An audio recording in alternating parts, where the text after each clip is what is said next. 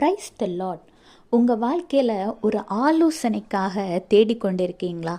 உங்கள் வாழ்க்கையின் அடுத்த கட்டமாகலாம், இல்லை உங்கள் வாழ்க்கையில் நீங்கள் எடுக்கக்கூடிய சில முக்கியமான லைஃப் டேர்னிங்கான டிசிஷன்ஸ் ஆகலாம். இதுக்கு ஏதோ ஒரு நபரோட ஆலோசனை கிடைச்சா நல்லாயிருக்கும் அப்படின்னு நினைக்கிறீங்க. ஆனால் பலவிதமான ஆலோசனைகள் உங்கள் காதுக்கு வருது. எதை நம்புவது, எதை நம்பக்கூடாது, எதை கேட்கணும், எதை கேட்கக்கூடாதுன்னு ரொம்ப கன்ஃபியூஷனாக இருக்கீங்களா? ஆண்டவராக இயேசு கிறிஸ்து இன்றைக்கு உங்களுக்கு ஆலோசனை தருகிற தேவனாய் இருக்கிறார். ஆமாங்க, சங்கீதம் 32:8, நான் உனக்கு போதித்து நீ நடக்க வேண்டிய வழியை உனக்கு காட்டுவேன், உன்மேல் என் கண்ணை வைத்து உனக்கு ஆலோசனை சொல்லுவேன். ஆமாங்க, ஆண்டவராக இயேசு கிறிஸ்து இன்றைக்கு உங்களை பார்த்து தான் சொல்கிறார், ஆலோசனைக்காக நீ அலைந்து திரியாதே. பிறரிடம் போய் நீ கேட்க வேண்டிய அவசியம் இல்லை.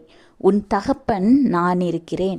உன்னை தாயின் கருவில் தோன்று முன்னே படைத்த தேவன், தெரிந்து கொண்ட தேவன், உன்னை பெயர் சொல்லி அழைத்த தேவன் நான் இருக்கிறேன். உனக்கு ஆலோசனை வேணா நீ எங்கிட்ட வந்து கேளு. நீ மனிதர்களிடம் தேடி, பிறரிடம் தேடி அலைய வேண்டிய அவசியம் இல்லை.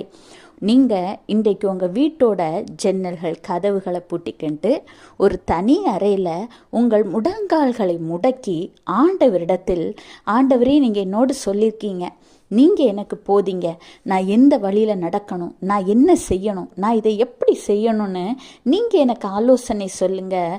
உம்முடைய கண்கள் என்மேல் நோக்கமாக இருக்கிறதுன்னு நான் விசுவாசிக்கிறேன்.